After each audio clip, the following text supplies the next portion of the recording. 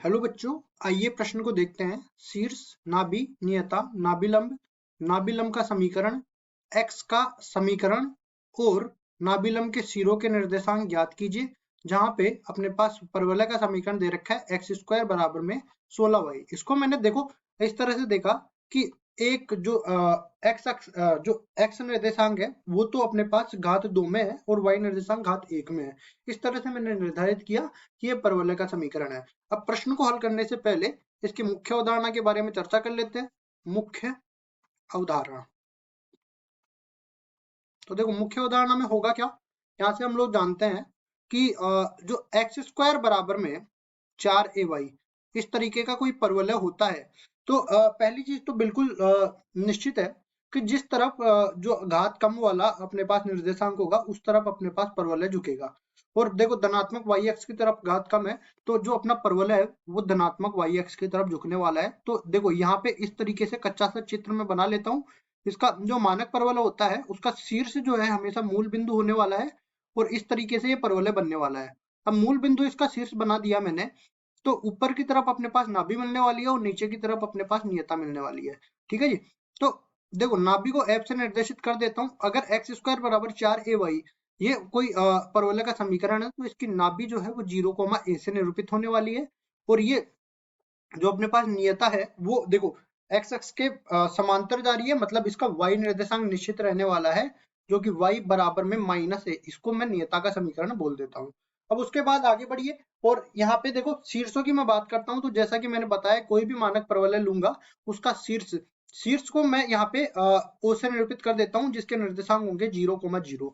उसके बाद देखो अगर नाभि आ गई, नियता आ गई, शीर्ष आ गया, नाभिलंब की मैं अगर बात करूँ ना तो नाभिलंब अपने पास होता क्या है, नाभि से गुजरती हुई नाभीय जीवा जो अक्ष के हमेशा लंबवत होती है। ठीक है, तो ये अक्ष के हमेशा लंबवत होती है। और साथ ही साथ इतना याद रखो कि नाभिलंब जो होता है, नाभिलंब की लंबाई, नाभिलंब की लंबाई किसी भी मानक परवलय के लिए 4a के बराबर होती है।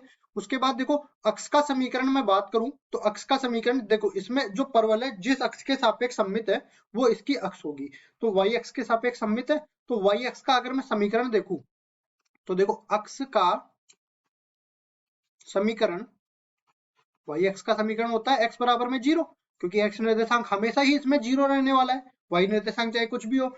फिर उसके बाद देखो यहाँ पे और क्या निकालना होता है, शीर्ष आ गई, नाभि आ गई, नियता आ गई, नाभिलंब आ गया, नाभिलंब का समीकरण भी निकालना होता है। तो नाभिलंब का समीकरण इसमें यहाँ पे देख लेते हैं। इसमें देखो ये x अक्ष के समांतर रेखा जाने वाली है। इसमें देखो x का y का मान हमेशा ही जो है y का मान हमेशा ही 1 के बराबर होने वाला है। तो y बराबर में a ये रेखा हो जाएगी अपने पास। तो देखो यहाँ पे लिखेंगे नाभिलंब का समीकरण, नाभिलंब का समीकरण ये बराबर हो जाएगा y बराबर में a। y बराबर में a वाली रेखा जो होगी वो नाभिलंब का समीकरण कहलाएगी। उसके बाद आगे बढ़ते हैं। देखो अक्ष का समीकरण आ गया, नाभिलंब के सिरों के निर्देशांक और निकालने हैं। तो नाभिलंब के सिरों के निर्देशांक, चूंकि y निर्देशांक तो दोनों में समान है और हम लोग जानते हैं कि ये परवलय जो है अक्ष के साथ सममित होगा। और तो इधर भी 2a आ जाएगा, इधर भी 2a जाएगा। जब इधर 2a चला गया तो 2a, a इसके निर्देशांक हो जाएंगे। इधर भी 2a चला गया तो माइनस का 2a, a ये इसके निर्देशांक हो जाएंगे। इस तरह सारे के सारे चीजें मैंने निकाल लिए यहाँ पे। अब चलते हैं सवाल में। तो सवाल में यहाँ पे मैं बात करूं, पहले तो मैं परवलय बना देता हूँ। इस तरीके का ये परवलय बनने वाला है, y अक्ष इसकी अक्ष होने वाली है और ये अपने पास ये परवलय बन गया। इसकी नाभि ये वाली हो गई। अब इसका समीकरण पहले मैं लिख देता हूँ, एक्स स्क्वायर बराबर में 16y है इसका समीकरण, एक्स स्क्वायर बराबर में 16y।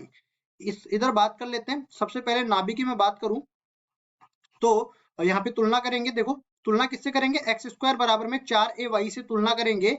तो यहाँ से हमारे पास 4a का मान मिल गया 16 के बराबर, तो a का मान मिल गया 4 के बराबर। यहाँ से देखो जो नाभि के निर्देशांक होते हैं वो 0, a होते हैं। तो लिखेंगे यहाँ पे 0, a।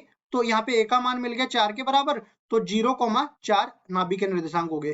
फिर नियता की मैं बात करूं तो नियता जैसा कि मैंने बताया था कि x बराबर में ठीक है, x बराबर में x निर्देशांक इसमें तो बदलता रहता है लेकिन y निर्देशांक नहीं बदलता है।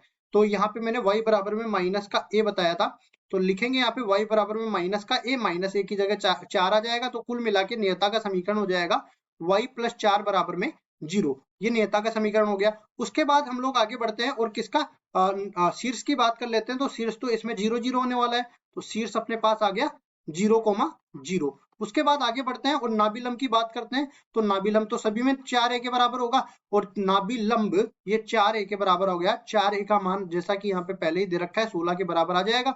उसके बाद नाभिलंब का समीकरण की मैं बात करूं, नाभिलंब का समीकरण, नाभिलंब का समीकरण जैसा कि मैंने पहले ही बताया था, यहाँ पे ये x बराबर में सॉरी y बराबर में a के बराबर होने वाला है। तो y बराबर में a मतलब y बराबर में हो जाएगा 4 के बराबर। ठीक है, नाभिलंब का समीकरण हो गया। अब अक्ष के समीकरण की मैं बात कर लेता हूं। तो अक्ष का समीकरण, ये चूंकि y अक्ष पे है तो x बराबर 0 होने वाला है इसमें, तो x बराबर 0 आ जाएगा। इसके बाद देखिए यहाँ पे शीर्ष आ गया, नाभि आ गई, नियता आ गई, नाभिलंब आ गया, नाभिलंब का समीकरण आ गया, अक्ष का समीकरण आ गया, नाभिलंब सिरों के निर्देशांक। तो नाभिलंब सिरों के निर्देशांक भी देख लेंगे, क्योंकि ये नाभि है इधर से गुजरेगा। और यहाँ पे देखो निर्देशांक मैं यहाँ पे लिख देता हूँ, ये अपने पास 0,4 आने वाला है। तो इधर चलेंगे तो 16 के बराबर ये, तो 8 इधर जाएगा, 8 इधर जाएगा, 8,4 इसका निर्देशांक हो जाएगा और -8,4 इसका निर्देशांक हो जाएगा।